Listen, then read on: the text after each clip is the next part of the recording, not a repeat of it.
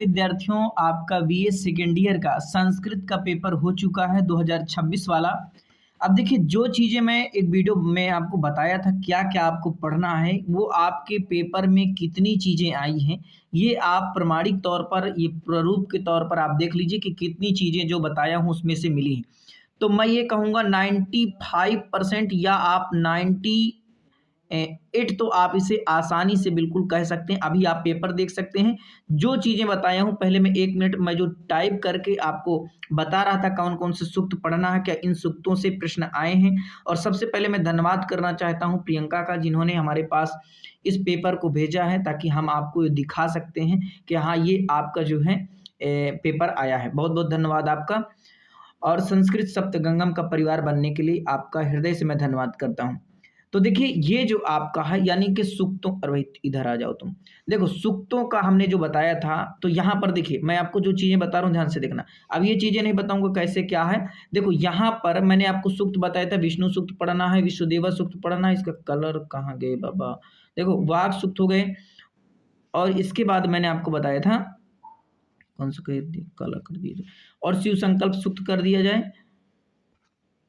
अरे! शिव संकल्प सूक्त हो गया और ये आपका हिरण्यगर्भ सूक्त हो गया। ध्यान से रखना, इनका मैंने कहा था कि आपको सारांश इसी पीडीएफ पर है। हाँ, हिरण्यगर्भ सूक्त का सारांश हो सकता है इस पीडीएफ में ना हो, बाकी इन सूक्तों का सारे का सारांश मैंने डाल दिया था, ठीक है? इसका मैंने टाइप नहीं कर पाया हिरण्यगर्भ सूक्त का, क्योंकि बहुत ज़्यादा मेरे पास भी काम है। तो इतने सूक्त मैंने आपको पढ़ने के लिए कहा था, ठीक है? ये सूक्त। अब इन सूक्तों में से ध्यान रखना क्या इस सूक्त में से आया है? और इसके जो ये देखिए, इधर हमने ये आपको संदर्भ प्रसंग इस प्रकार से। अब दूसरा प्रश्न जो आपका व्याकरणात्मक टिप्पणी वाला है, इसमें मैंने अभी मिला रहा था, तो देखिए आपका एक ही ये जो दधार है, यही वाला आप एक मिलेगा। इसमें कितनी टिप्पणी करना था? तो इसमें शायद आपको इन्हीं को आपको तैयार करना है, यानी 2, 5 में से 2 करना था। तो आपको 1 तो मिल ही गई है, यानी कि आपके इतने जो नंबर हैं, यानी जितने नंबर का आता है, ये तो आपका मिल ही गया।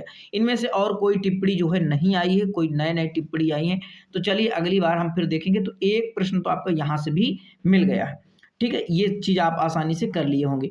अब देखिए, यहाँ पर जो सारांश के लिए मैं आपको बता रहा हूँ, अरे यार देखो, सारांश के लिए जो बता रहा था, तो यहाँ पर आप देख सकते हैं सारांश के लिए कि इन सूक्तों को ही आपको पढ़ना है। इन सूक्तों को मैंने बताया था कि विष्णु सूक्त, हिरण्यगर्भ सूक्त, शिव संकल्प सूक्त और ये सूक्त। तो देखिए, यही सूक्त आपके सारांश में पूछे गए हैं। इसके बाद यहाँ पर देखिए, कठोपनिषद में मैंने आपको बताया था कि जो कठोपनिषद किस प्रकार से लिखना है, जो श्लोक आएगा उसका आपको संदर्भ, प्रसंग और फिर हिंदी में व्याख्या आप जो है करेंगे, अनुवाद करेंगे। तो यहाँ पर अब देखिए, ये सब चीज़ें तो आपको मैंने बता ही दिया था।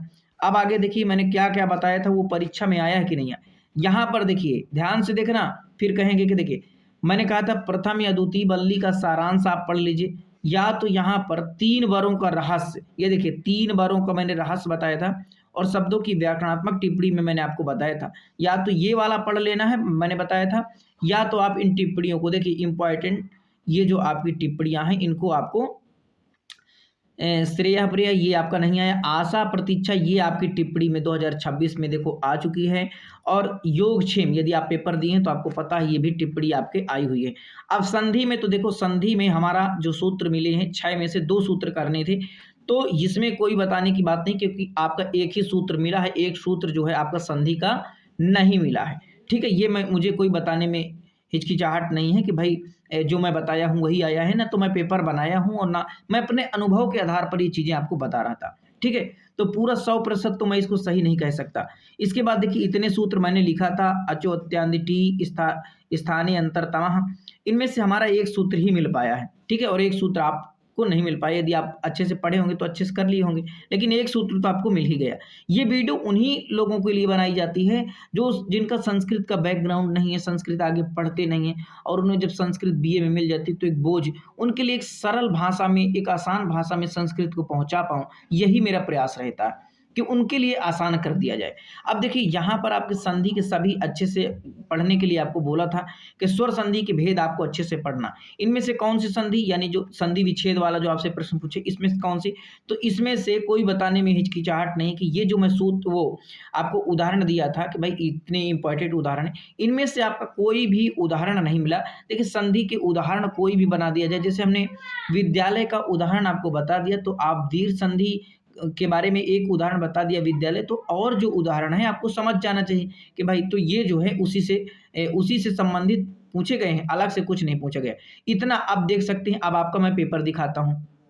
हाँ, तो देख सकते हैं। अब आप ध्यान से देखना जो बताया था वो पेपर में आया है कि नहीं। तो इसको ये जो पेपर भेजी हैं प्रियंका ने भेजा। अभी इसका मैंने पीडीएफ नहीं बनाया है और ये पीडीएफ मैं आपको टेलीग्राम में बना करके भेज दूंगा। ये आप देखिए कि इसमें से मैंने जो आपको सूक्त बताया था, उन सूक्तों में से कौन-कौन से सूक्त आपके आए। देखिए विश्वदेवा सूक्त आपको बताया था मैंने।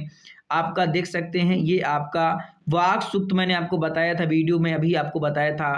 ठीक है, हिरण्यगर्भ सूक्त आपको मैंने बताया था। तो आपका जो सूक्त बताया था वही आपको मिल चुके हैं। अब आपको आगे इनमें से देखिए यहाँ दूसरा प्रश्न में टिप्पणी में कौन-कौन सा मिला है तो देख सकते हैं दधार अभी इसके पहले मैंने बताया था तो एक ही आपका मिला है। ठीक है, इसमें से एक ही मिला है।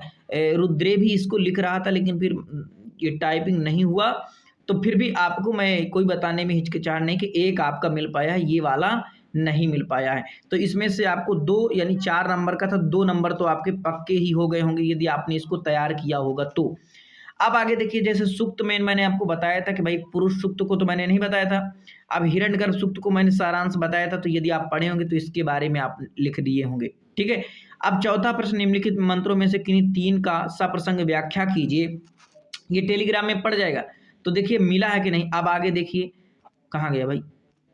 हाँ ये आया। नहीं ये जो है, हाँ ये हुआ। इसके बाद क्या था, अब आपका शायद कठोपनिषद आएगा ना। तो कठोपनिषद में सप्रसंग व्याख्या, हाँ ये वाला है। आगे पीछे हो गए तो देखिए यहाँ जो 4 आपके मंत्र या कह लें श्लोक दिए गए हैं, तो ये जो है आशा प्रतीक्षा जो मैं आपको एक वीडियो में पहले बता दिया था वही चीज़ आपसे पूछा गया। और ये देखिए यहाँ पर तो 2 आपको करना था। उत्तिष्ठ जागृत प्राप्य वरा निबोधयत क्षुरस्य धारा निशिता दुरत्या। ये जो आपको है कठोपनिषद के बारे में मैंने जो आपको बताया था, प्रथम द्वितीय बल्ली जो आपके पढ़ने की वहीं से आ ही गया है। ठीक है, एक वीडियो पहले ही मैं बना दिया था, इसमें मैंने मंत्र नहीं बताया था। पहली वाली वीडियो में मंत्र बताया था कौन कौन से मंत्र आपको पढ़ना, तो जो बताया था उन्हीं मंत्रों में से मिलेगा, क्योंकि पिछली वीडियो आप देख सकते हैं। अब आगे देखिए यहाँ पर ध्यान से देखिए और देख सकते हैं जो आपका 5वां प्रश्न पूछा गया है। प्यारे विद्यार्थियों ध्यान से देखना, 5वां प्रश्न जो है 2 पर व्याकरणात्मक टिप्पणी यानी 6 नंबर आपको मिलना है। तो देखिए योगक्षेम मैंने आपको बताया था कि योगक्षेम पढ़ना है कि नहीं पढ़ना। पिछला अभी पीछे वीडियो थोड़ा जस्ट कर लो, आपको मिल जाएगा कि हाँ मैंने बताया है कि नहीं बताया है। और अब आगे देखिए तो इसमें जो है मैंने आपको आशा प्रतीक्षा बताया है कि नहीं बताया। देखिए थोड़ा सा पीछे कर लीजिए, यही आपको मिल जाएगा। मैंने आशा प्रतीक्षा योगक्षेम आपको बताया था। ये टिप्पणी आप पढ़ लीजिए। आपको श्रेयस प्रेयस बताया था वो नहीं आया, लेकिन आपको 2 टिप्पणी करना था, 2 टिप्पणी आपको मिल गई। अथवा में देखिए कठोपनिषद के अनुसार आत्मा के स्वरूप का विवेचन बताइए। मैंने प्रथम द्वितीय तृतीय सारांश उनका जो है बताया था कि आप चाहे तो टिप्पणी वाला पढ़ लीजिए, चाहे कठोपनिषद के बारे में पढ़ लीजिए। सूत्रों के बारे में किन्हीं 2 सूत्रों की व्याख्या कीजिए, इसके बारे में जो आपको बताया था। यानी कि 5 नंबर का एक प्रश्न है तो आपको 10 नंबर दिए जाएंगे, 2 प्रश्न। तो हमारा केवल एक सूत्र ही मिल पाया, पहला वाला एचो अय वाया वह, जो आपका अयादि संधि करता है। कौन सी संधि करता है? अयादि संधि आपका जो है करता है। ठीक है, ये अयादि संधि का सूत्र दे करके आपको इसके बारे में लिखना था। ठीक है, कैसे ये जो है आपका सूत्र है, तो इसकी आपको इस सूत्र की व्याख्या करना था कि भाई ये सूत्र क्या कह रहा है। इसके बाद ये जो आपकी संधि है साधनिका करना था। ठीक है, तो इनमें से आपके जो उदाहरण दिए गए हैं वो उदाहरण तो हमारे जो पीडीएफ में है वो उदाहरण तो नहीं है, लेकिन बाकी जो संधि के हमने उदाहरण दिया वही संधि के आपको मैंने कहा था कि आप तो स्वर संधि बिल्कुल तैयार कर लीजिए तो ही आपको मिल जाएगा। कोई ना कोई 3 आपको मिल जाएंगे, या आप जो है स्वर संधि और व्यंजन संधि बस इतना पढ़ लेंगे तो आपका काम हो जाएगा। उसी में से आप गए, उदाहरण तो अलग अलग होते ही रहते हैं। ठीक है, तो ये मैंने आपको बताया था मित्रों। मुझे लगता है कि लगभग 2-3 प्रश्नों को छोड़ दिया जाए तो आप लगभग सारे प्रश्न कर दिए होंगे, यदि आप मेरी बातों के अनुसार पढ़े होंगे तो। और ये 100% मैं नहीं कह सकता, क्योंकि मैं तो पेपर बनाता नहीं हूँ। जो मेरा अनुभव है पेपर पिछले देख करके उसी के अनुसार पर मैं आपको चीज़ें बताता हूँ। बहुत बहुत धन्यवाद आप सभी का। संस्कृत सप्तगंगम परिवार, इसका परिवार बनने के लिए आप सभी को तहे दिल से धन्यवाद करता हूँ। नमः संस्कृताय।